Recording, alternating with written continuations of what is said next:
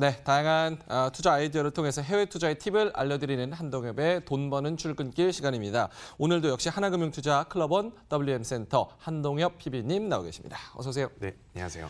자, 지난주에는 이제 그동안 배당으로 좀 안정적인 수익을 올릴 수 있는 이 리츠에 관해서 알려주셨는데 투자자분들이 이 리츠에 대해서 또 모르시는 분들도 있으니까 그 부분 간략하게 설명해 주시고 또 오해가 있는 부분, 그 부분도 좀 설명해 주실까요? 네, 이 돈 버는 출근길에서 항상 돈을 실질적으로 좀 벌 수 있는 아이디어 소개를 해드리는데요. 첫 번째로 좀 리츠입니다. 이 리츠 이제 일주일 만에 다시 설명드리기 때문에 리츠의 좀 장점들이나 포인트를 다시 한번 랩업을 해보겠습니다.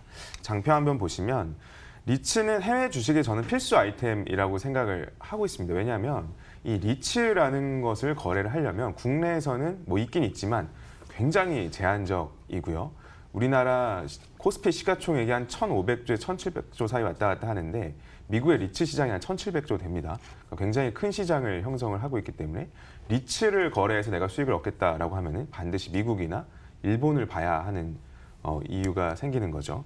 두 번째로 이 리츠는 주가 차익뿐만 아니라 안정적인 배당 수익도 얻을 수 있다라는 점이 가장 큰 포인트라고 볼 수가 있겠고요. 이 배당 주기를 잘 활용하면은 마치 월급처럼 최근에 월급 들어오는 주간이었죠. 월급처럼 매달 배당 수익을 받아갈 수 있는 구조까지 만들 수가 있다라는 장점들이 있습니다.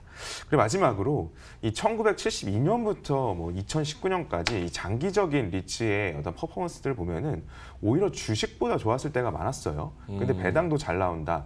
이러한 장점들을 볼 수가 있을 것 같습니다. 그 리츠에 대한 우리들의 흔한 오해 첫 번째인데요. 수익률입니다. 이 72년도부터 19년도까지 쭉 주식 S&P 500과 나스닥 컴포짓 이런 인덱스와 비교를 한번 해볼게요. 물론 이제 주식이 좋았을 때도 많았습니다.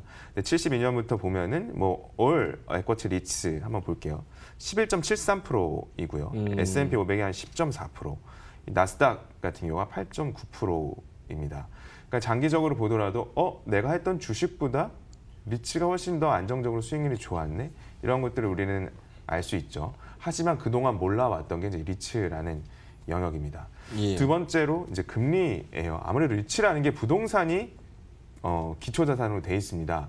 우리가 흔히 아는 상식 중에서 금리 상승 구간에 부동산 가격은 좀 약하지 않겠느냐 이러한 논리들을 알고 있는데요. 90년대 후반에 보면은 이 검은색이 미국 국채 10년물이에요. 금리가 올랐을 때 물론 리츠 인덱스도 같이 좀 하락을 겪었습니다. 하지만 2000년 초반때 이 금리 상승기에는 오히려 리츠가 굉장히 많이 올랐고요. 최근에도 좀 금리 10년물 국채가 올라올 때 리츠 인덱스는 굉장히 좋았어요. 이 두 가지 오해들을 한번 정리를 해보면요. 장기 성과가 오히려 주식보다 굉장히 좋았다. 그리고 2003년에서 2007년 금리 인상기나 최근에도 미국의 리츠 인덱스가 131% 상승한 구간도 있었습니다. 과연 왜 이러한 현상들이 나타나고 있는지 좀 정리를 해보면 이 리츠라는 것들은 공모시장에서 거래가 되면서 정말 프라임 부동산만 중심으로 형성이 돼 있습니다. 우리가 흔히 걱정하는 서브프라임이나 어떤 부실 부동산이 아니에요. 정말 돈이 없으면 살 수 없는 부동산, 예를 들면 우리나라의 강남 아파트 또는 고급 아파트, 고급 빌딩 이런 데를 리츠가 기초자산으로 담고 있기 때문에 사실은 좀 안타까운 이야기입니다만은 이 부동산 시장에서도 부의 양극화가 일어나고 있죠. 자본이 많아야 좋은 부동산을 살 수 있고 그런 데만 또 오릅니다. 이런 것들을 집중 공략할 수 있는 상장 주식이 바로 리츠이기 때문에 사실 금리 인상이 나온다 하더라도 프라임 부동산의 가격은 그닥 떨어지지 않는 결과들이 이러한 숫자들로 검증이 돼가고 있는 것 같습니다. 예. 리츠에 대해서 성격 그리고 오해에 대해서도 아주 자세하게 설명을 해주셨는데 그중에서도 이제 일본의 리츠 같은 경우는 좀 불확실성이 좀 높은 주식시장의 대안으로 좀 떠오르고 있는 것 같아요. 구체적으로 어떤 종목에 좀 집중을 하면 좋을까요? 일본 부동산에 대해서 자산가들의 관심들은 꾸준히 이어지고 있는 것 같습니다. 장표 보시면 이제 첫 번째 일본 대표적인 리츠를 하나 소개를 해드릴게요. 종목 번호는 8963이고요. 종목명은 인빈시블 인베스트먼트 코퍼레이션이에요. 이름부터 강력하죠. 인빈시블. 굉장히 강력한 단어인데 올해만 주가 상승률은 22% 연초부터 나왔습니다. 근데 제가 옆에다 플러스 7.4를 기재를 한 이유는 배당 수익률이 한 7%가 넘었어요. 그러니까 이제 연에 2번 배당 주거든요. 6월 달, 12월 달 주는데 연 배당 수익률 한 7%를 상회를 했다라는 점들을 한번 기억을 해보고 보도록 하겠습니다. 일본에서 현재 가장 강력하게 형성이 되고 있는 어떤 투자 테마, 뭐 잊으면 안 되는 게 바로 2020년 올림픽입니다. 그로 인해서 이제 아베 정부는 어떤 초고령 국가로 나타나고 있는 어떤 경제의 어떤 활력이 떨어지는 부분들을 내수로 극복을 하겠다라고 하는 관광 대국 정책은 잘 알고 계실 겁니다.